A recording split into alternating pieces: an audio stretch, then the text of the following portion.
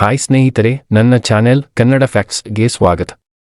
ಸ್ನೇಹಿತನೇ, ಮಹಿಳೆಯರ ಸೌಂದರ್ಯವನ್ನು ನೋಡಿ ಮೋಸ ಹೋಗಬೇಡ. ಅದು ನಿಜವಾದ ಸೌಂದರ್ಯವಲ್ಲ, ಅದು ನಿನ್ನ ಜೀವನವನ್ನು ನಾಶ ಮಾಡಬಲ್ಲ ಒಂದು ಆಯುಧ.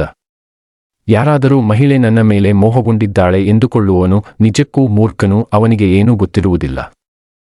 ಹಣವನ್ನು ಅರ್ಥವಿಲ್ಲದೆ ಖರ್ಚು ಮಾಡುವವನು, ಮಹಿಳೆಯರ ಹಿಂದೆ ಓಡುವವನು ತುಂಬಾ ಬೇಗ ಕೆಟ್ಟ ಮಾರ್ಗಕ್ಕೆ ಹೋಗುತ್ತಾನೆ. ಪುರುಷನಿಗೆ ಮಹಿಳೆ ಒಂದು ವ್ಯಸನದಂತೆ. ಅವನು ಅನೇಕ ಮಹಿಳೆಯರನ್ನು ನೋಡಿ ಕಾಮೋದ್ರೇಕದ ಆಲೋಚನೆಗಳನ್ನು ಬೆಳೆಸಿಕೊಳ್ಳುತ್ತಾನೆ. ಆದರೆ ಒಂದು ಮಹಿಳೆಯನ್ನು ಮಾತ್ರ ತನ್ನ ಮನಸ್ಸಿನಲ್ಲಿ ಗಾಢವಾಗಿ ಅಚ್ಚುಕೊಳ್ಳುತ್ತಾನೆ.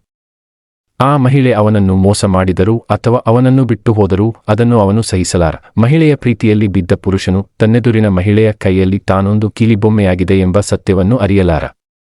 ಏಕೆಂದರೆ ಪುರುಷನಿಗೆ ಮಹಿಳೆ ಒಂದು ಶಕ್ತಿಯುತ ವ್ಯಸನ. ಆಕೆಯ ವಶೀಕರಣದಿಂದ ತಪ್ಪಿಸಿಕೊಳ್ಳುವುದು ಪುರುಷನ ಅತ್ಯಂತ ದೊಡ್ಡ ಸತ್ಸಂಗತಿ. ಮಹಿಳಾ ವ್ಯಾಮೋಹದಲ್ಲಿ ಬೀಳದೇ ಇರಲು ಪುರುಷನು ಶುದ್ಧ ಮನಸ್ಸಿನಿಂದ ದೇವರನ್ನು ಪೂಜಿಸಬೇಕು.